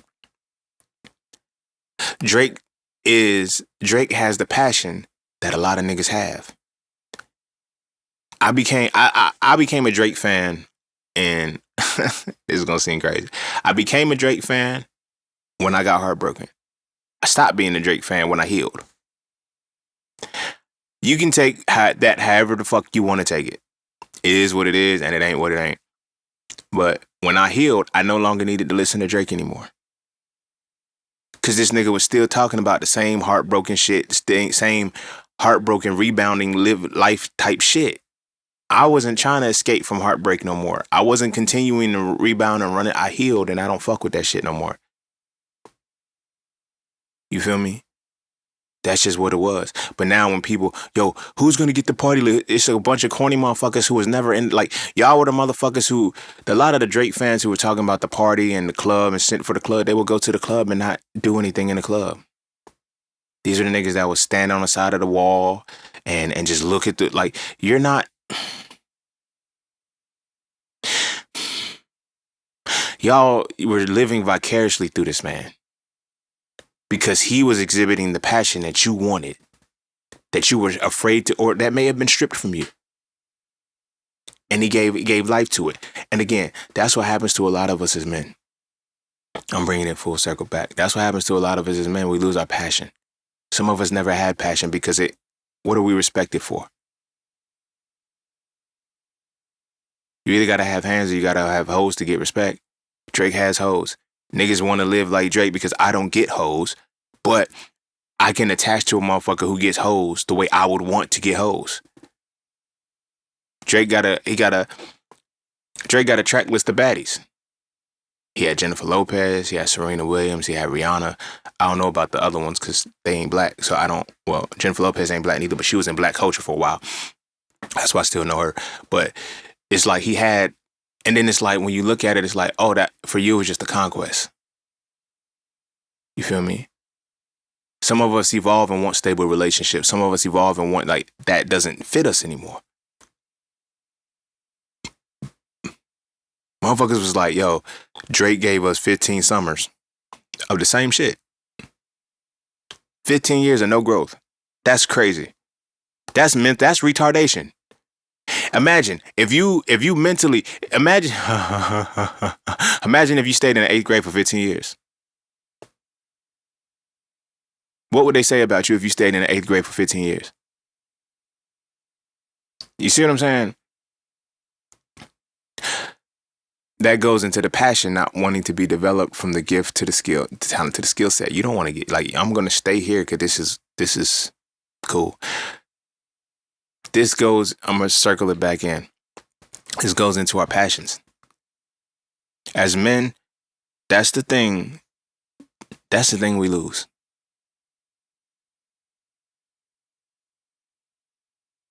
Ooh, they say pride comes before destruction, but passion comes before evolution.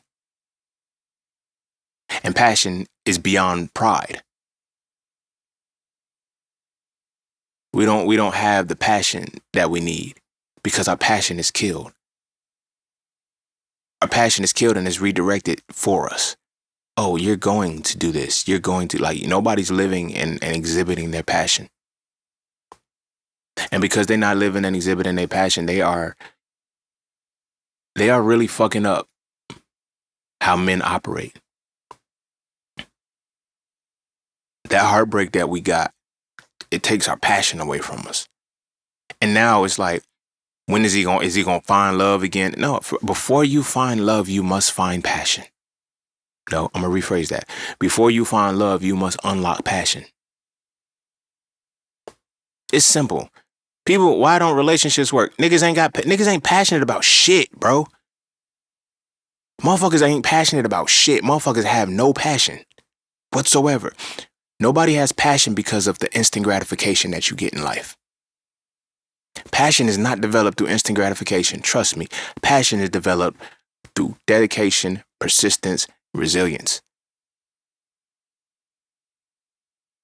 When you really have passion, instant gratification isn't the thing because you're not looking for the details. You're not looking for the reward. You're not looking for the award. You're not looking for, passion makes you produce results. And your passion would allow you to push and push and push until you produce a result. Again, I'm going to talk about myself on this one because, again, it's something that I've done. You feel me? I wrote my books, but even deeper than that shit, after I completed the books and the courses and shit like that, nigga, I had to sell it. I had to create worlds and places where my shit can be sold, bro. I had to create systems. But I had a passion for this shit. I could have gave up a long time ago and said, you know what, fuck it, this just ain't for me. No. Passion makes you say, how do I make this work for me? There is no, it doesn't work for me. It's just not for me. It's like, no, nigga, that's when I hear people say shit like, you know, what a deity has for me is for me. I won't have to work for it. No, that's how niggas ain't got passion. When I hear motherfuckers say that, they have no passion, bro. Anybody that does the bare minimum for anything, they got no fucking passion, bro. I know I'm talking shit now because my passion is coming out about this shit. This is why when you hear my podcast episodes, this is why my emotions fluctuate so much. Why when I'm delivering them, when I'm telling a lesson out of the stories that I've experienced, because it's passion in this motherfucker, bro. I used to always hear that shit, motherfucker. Like, yo, I like listening to your podcast because like you would go up, you laugh, you go like it's like, but it's like it's my passion. I have a lot of passion about everything that I do, and I've learned that this is what translates into relationships.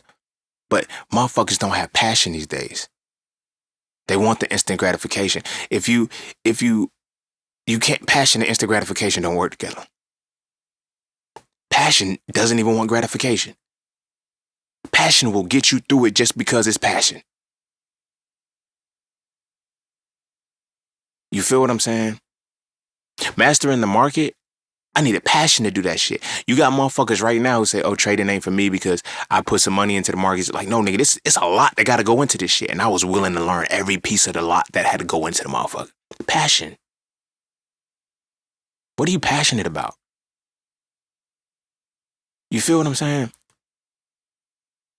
If you just want the instant gratification, you have no passion. You have no passion at motherfucking all. And that's what's gonna be your downfall. That's what's gonna be the thing that fucks you up the most, because you ain't got no fucking passion, bro. I'm very passionate about everything that I do. The moment I decide I want to do something, I don't give a fuck what I gotta go through to keep pushing through to get through the shit. I have the passion to keep going. So what I was saying with that, because I got passionate and shit. But what I was saying was like I had to figure out how to create a website, how to create landing pages, how to make sure all of my links are functional, how to make sure they direct to the right pages, how to make sure that whenever I post it does certain shit. Whenever like there was a passion that was there, a whole passion that was there. You feel me? That made me say like, yo, I ain't. And when I lost my page, I ain't gonna hold you. That passion went with it. Some of that passion went with it because it's like I built all of this shit. Now, granted, I know I said passion doesn't really wait for instant gratification. But passion is built on results. When you create something, you have a result of something and you have done that shit hurts when it's gone. Tying it back into the relationships and why men don't recover correctly, because, man, our passion goes with us. Women don't bring passion to relationships. They feed off the passion of a man. I did a dramatic pause for that one because it's going to come off like it's misogynistic or whatever the case may be. But women who don't have passion women without passion will leech off the passion of another man. And my brothers, because this is So Frail Conversations, you know what the fuck I'm talking about. The woman who got away from you. If you ever cheated, the woman you cheated with, the two things that had their passions match your passion. The women that got on your nerves, the women that couldn't keep up, the women that you cheated on, the women that you just didn't want to bring around your friends, the women that you just kept it in the dark, they had no fucking passion.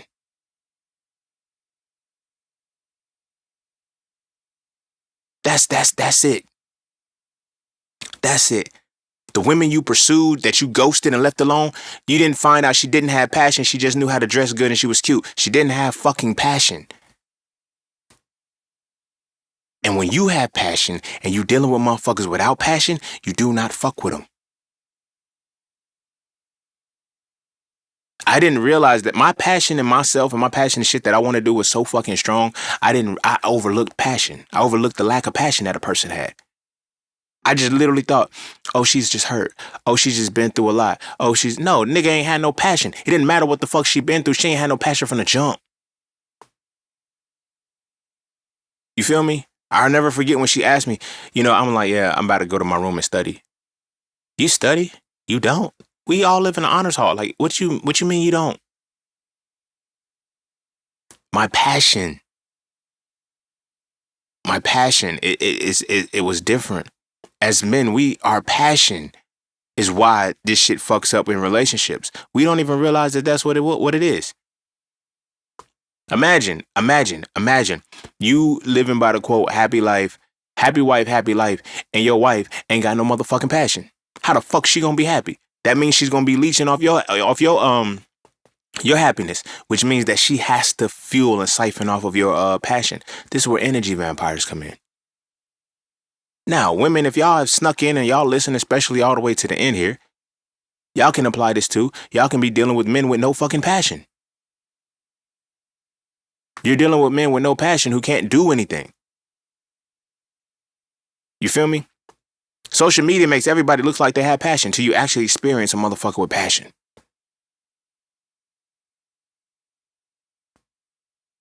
You feel me? I don't decorate myself in passion, nigga. I'm dripped in the bitch. Like, nigga, it exudes from me. And I've learned, like, that's one of the things that made out, like, dudes would come on my page and be like, yo, man, you got, not even on my page, in real life. This was like this too, high school, middle school, college. All the dudes wanted to be around me because I always had women around me because women love passion. They love the fuck out of passion, my nigga. They love the fuck out of passion. And I can look at the time when I had a whole bunch of women, when I didn't have women anymore, when I was just feeling like, damn, what happened to me? Like, nigga, you lost your passion. When my passion was gone, the type of women, the quality of women, all of that shit changed. You feel what I'm saying? And then once my passion started deriving and coming back and the women was coming back into my space, I still, because I was young, I didn't really know. I ain't gonna say I was young as far as age. I was young in age, but I was inexperienced to what I'm talking about now. I was inexperienced to passion. I knew that I always had it, but I didn't know that that's what motherfuckers was lacking. I used to tell, I had a homeboy. That's what this, and I was supposed to say this story a long time ago, and I got it off, and I'm gonna wrap this up and put everything else together. So I had a homeboy, we was freestyling. And he was like, bro, I just can't catch the beat. I said, yes, you can. Just listen to it. It's there. I have a passion that allows me to do shit like that. He didn't. I didn't know it. You feel me? Another story. I push people to do shit based off of my passion. They don't have the passion for it. They just want the result that I got or the reward that they think I'm getting. Y'all don't understand. These aren't rewards. These are results. And you can't, and it's because of the instant gratification. You think that you can do what I do because I've done it. No, I did this with passion. I did this with passion. I didn't even need a purpose to do this shit. I have passion. So my passion is what made me push through to get this done. My passion is what made me move into a certain space to gravitate and elevate to these points.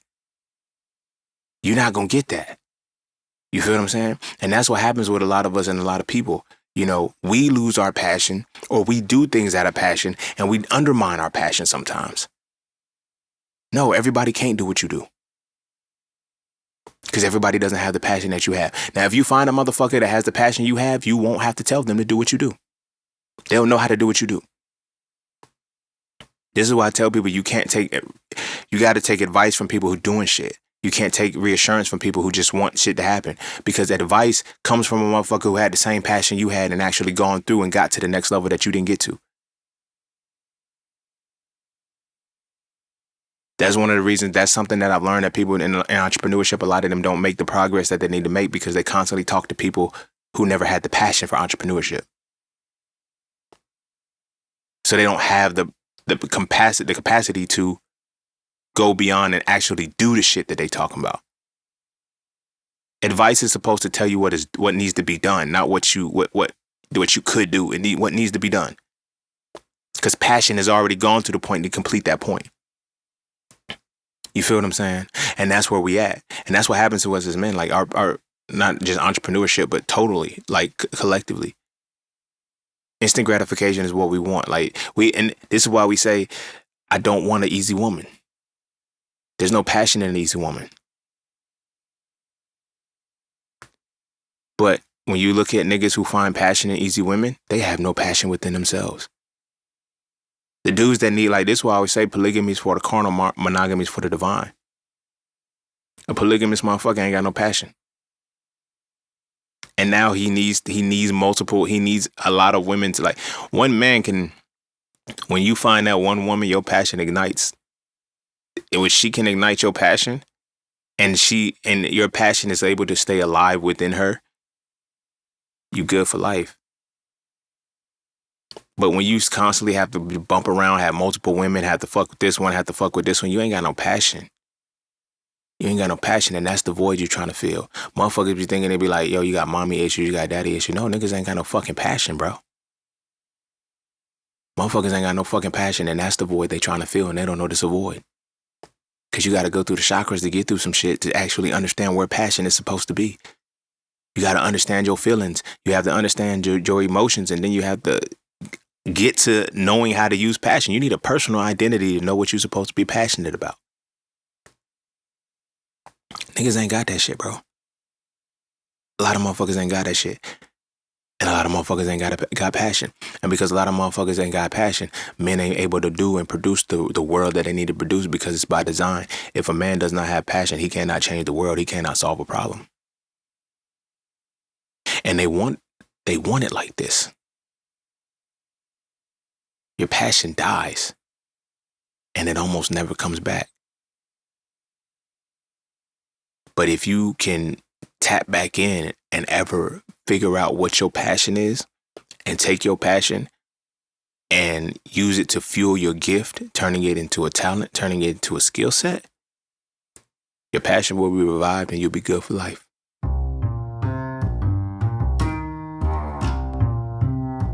And don't forget to check out Cafe Clothing, formerly Just Scenes merch. Get all of your intricate designs crafted specifically for the melanated being to develop a positive imagery within self and to have a little bit of fun in the process. From the peace, love, knowledge, and freedom to the dead horses and water designs, all the styles are crafted for the imagery to make you feel as you're supposed to feel. Because as I always say, the best way to fit in is to stand out. And what better way to stand out than with your exclusive styles from Cafe Clothing. All right. I'm going to go ahead and end it there. That's passion, bro. That's passion. And like I said, I was just sitting down because it's like this session that I just dropped, Sagittarius Moon and shit, like from everything. Like, and this is one of the reasons why if you listen to some of the old Cafe flows that I have up, it's like the quality isn't good. And I intentionally did that because I'm like, I want to be able to improve my mixing. I want to be able to improve my mastering. I need incentive to do that shit. I have the passion to get better at everything that I do. And so I would drop each session, improving on the mixing, improving. There would always be something that I would hear that's like not good. But it's like, I needed to show this process. Because if I just stayed in and not put anything out, it's going to sound like, it's just never going to make me move the way I need to move. But this one right here, this is like the best quality I produced. This one is the everything was just, it was what it was. It was what it's supposed to be. And it's like, this is what I've always wanted my music to sound like. You know what I'm saying? And that really just showed me, it's like, in that moment, I was like, I love music again. But then I was like, my passion is back. It's my passion.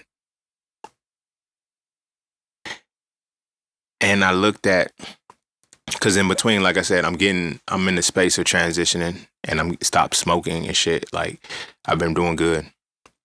I've been doing real good. And I realized I smoked because I didn't have passion. When you really have passion, you have passion in the right direction, you can't bring yourself to hurt yourself. But I was hurting myself. Regardless of how knowledgeable I was, regardless of how I ate, regardless of all those things, I was still smoking. I was smoking cigars and I was hurting my lungs and I was damaging myself.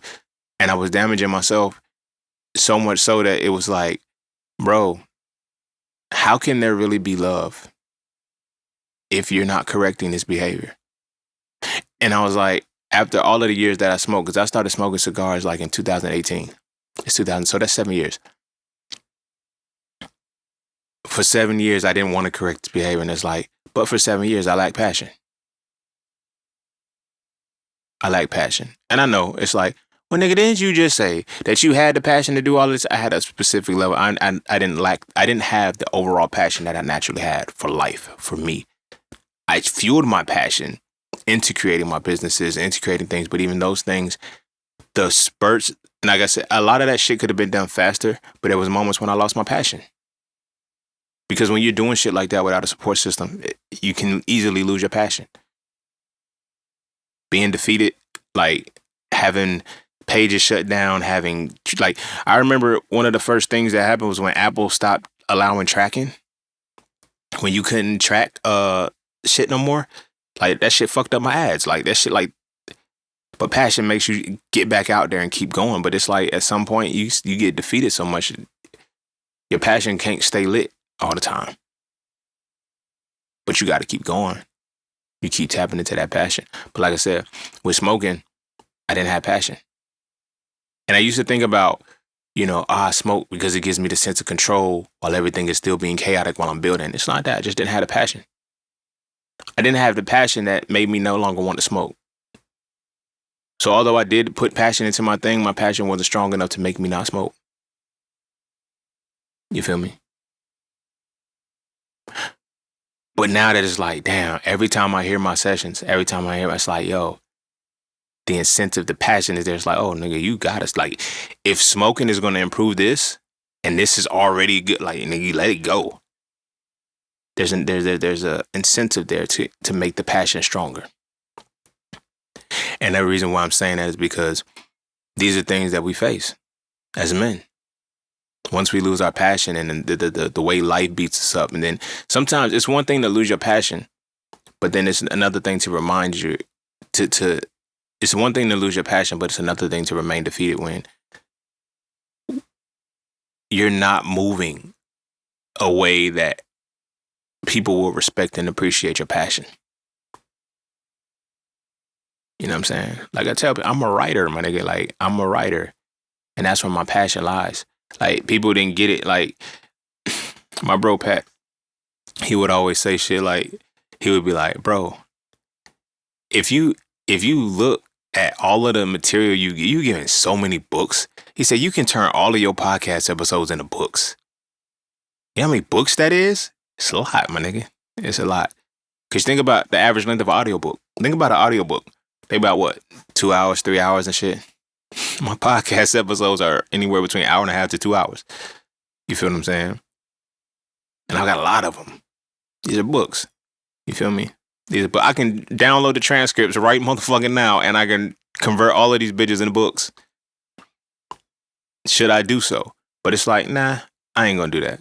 I think I might, bro. I might do that. I might fuck around and download all of them, turn them into transcripts, and give them in seasons. Like, sell them as a season book. The Just Seen Podcast Season 1 transcripts, like, so people can read what I was saying. Wow, that shit'd be fire, bro. Nobody's doing that. So then, like, you can actually read the words that I'm saying and write and do the research as opposed to just hearing it. And wow, that'll be fire. I might consider that. 11 seasons. Because I wouldn't do each individual episode. I'll put them all as a season. Like season 1 transcripts. So you can see the book of everything. So you can go do your research and shit. I might fucking do that, bro. Damn, that's fire. That's fire as fuck. But nah. Let me get back to the episode.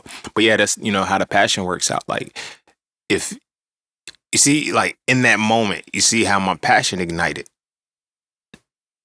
Passion, it sits beyond a feeling. It sits beyond things. It leads to a action. And that's where, I'm not saying it because I just had this passion moment, but you've been hearing my passion all my episodes, bro. It's there. Now I'm just putting the words to everything that's right there, because this is what happens. Men lose their passion. I lost mine.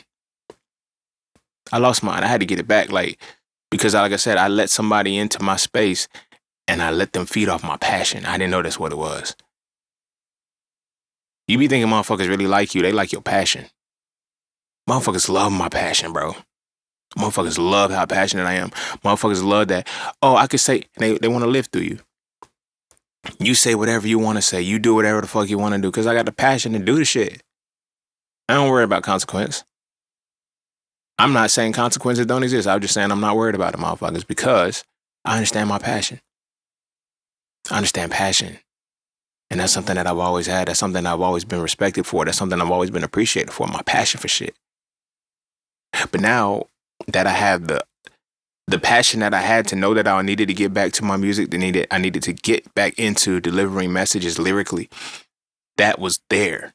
But I needed to, you're going to have to be able to sustain yourself in this shit. So that's why I created the books and everything first.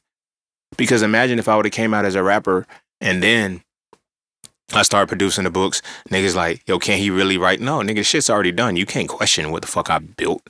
You can't question what the fuck I do. Now, it's like, wow, I see why he raps. I can see how his mind was able to do the shit that he did. This is what it is. Now, I'm selling my mind at this point. But for this point, I'm selling in the form of music now. I'm going to let you know how smart I am. I'm going to let you know how intelligent I am. I'm going to let you know the depths of my fucking mind. I'm going to let you know how deep and how skilled I've become with my gift through the passion that I have.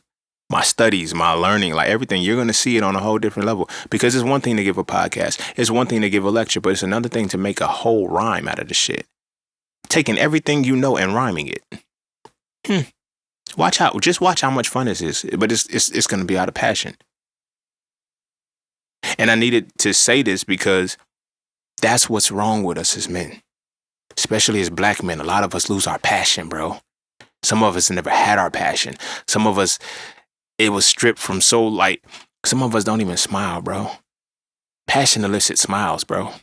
Not mean mugs and frowns. When you passionate about some shit, like we lost our passion. And I hate that for us as black men. Like we're not as passionate as we're supposed to be. And because we're not as passionate as we're supposed to be, we don't tap into our masculinity correctly, which means we don't create right. This is why we always feel like we have to be what everybody else needs to be to be not. We don't know how to be passionate anymore, which fucks with our relationships because now we don't know how to get the right women in our space.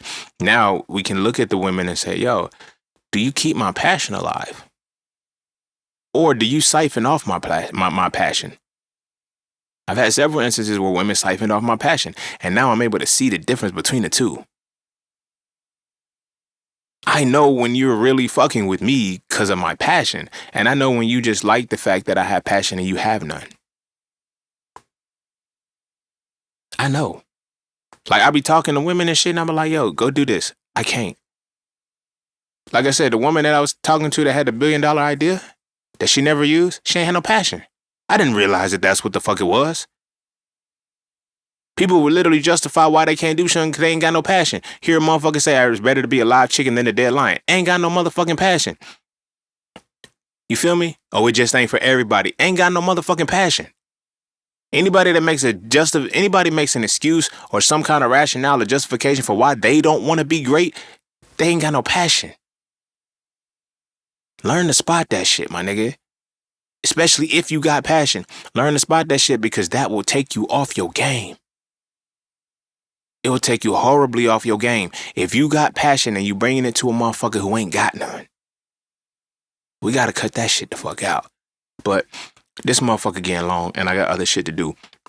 So go kiss your babies. Make sure they eat their vegetables. And our sons are born with the amazing passion. The passion of a black boy is fucking amazing. You hear me say it all the time.